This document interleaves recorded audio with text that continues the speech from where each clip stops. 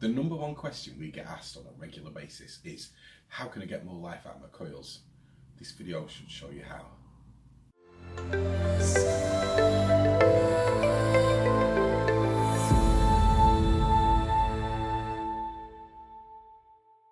So, a lot of things that confuse people when they go on lung inhales is the way to get the most life out of the coils, and I thought this video might come in handy.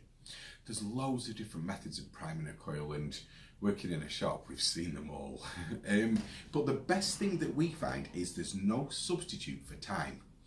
If you can leave a coil long enough, then it's a double win, because you'll get more life out of it and you'll also get a better taste per puff. For a lot of the lung inhale kits with the coils, they do say if you leave it like 10 minutes, you'll get 4 days to a week out of it, but they want you to buy more coils. If you do this method, then you'll get a lot longer out of it, about 4 times longer. So I've got my TFV8 here. The principles will be the same for any kit. First of all, it's really important to change your liquid too. So get some tissue handy and take off your glass. Modern tanks now force you to change the liquid because they make it so that the only way you can get at your coil is to actually dismantle it and therefore change your liquids. But if you've got an older tank system, then what'll happen is you'll have to maybe tip out your liquid. The reason it's so important to change your liquid is as the coil burns, it turns to, say, carbon, and that carbon dissolves in the e-liquid. So real quick, your new coil will taste burnt too. So that's the old coil, and this one is a 6 coil. I'm going to discard that, and I'm going to give an 8 coil a whirl. With the smock, to get the most life out of it, you need to leave it at least an hour per coil. So you've got 2 types. You've got 4 types of coils with the smock systems, the TFV8. Dual, quad, 6 and 8. To get the most life out of it, you need to leave it at least an hour per coil. So with the dual, 2 hours, 4 hours, 6 hours, and that's an overnight job. So get your 8 coil here. Get your chosen e-liquid. I'm going to fill up this time with DNA Slushberry. DNA e-liquids. It's a really nice flavour. So sometimes when you put the coil in, what happens is a little air bubble forms there which stops the absorption. So to stop that from happening, then what you can do is screw in your coil, put a little drop around each side, and that will stop any airlock problems that you may get from time to time. So that 4 coils, 4, and some people say put some in the middle too. I prefer not to, because if you get a bit too excited, you'll get an irritating gurgle and you'll end up having to take your tank apart to blow through your coil. Like I say, there's no substitute for time here. Get your glass, pop that back on, screw the top on there. So there we go. Make sure your air hole's fully open. Get your e-liquid, fill up your tank, and if you fill it right to the brim now, you'll notice when you wake up in the morning, the liquid level drops. And that's a good sign that all the cotton wool is dry.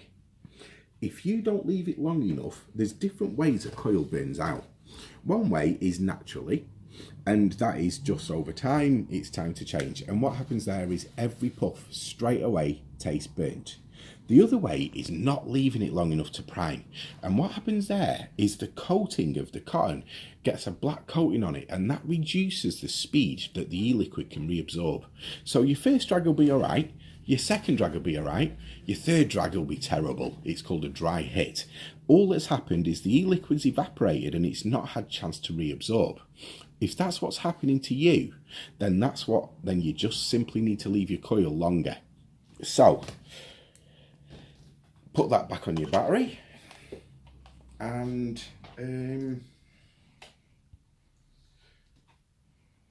go to sleep. Now, for the purpose of this video, I'm going to make this coil not last as long to show you the way to use it in the morning. So normally, if you vape at 60 watts, turn it right down to say 10 watts. This will not even be hot enough to vaporize the liquid. Hold the button down, or if you've not got a variable voltage kit, then what you can do is this. Keep tapping it so that you basically essentially halving the voltage. Breathe in as fast as you can. No vapor at all, because it's not even boiling the liquid. But the reason that that's so important is VG itself is a real strange chemical. If it comes out of the fridge, it's like honey. If you heat it to 60 degrees, it's like water. So warming it up gently makes it a little less thick and more viscous, and gradually crank your voltage up. If you're in a hurry and you can't wait overnight, you can also do this too. So I'm going to turn it up. It's still not vaporizing the liquid yet. Alright, it's just beginning to boil. So if I've now got it on 33 watts. Not the most satisfying drag, but it's slightly boiling the liquid now. So over the course of an hour, what to do is gradually turn up the voltage to your normal vaping power, and you'll get that double win I was talking about before. Better taste per drag, and also a much longer lasting coil. Thanks for watching.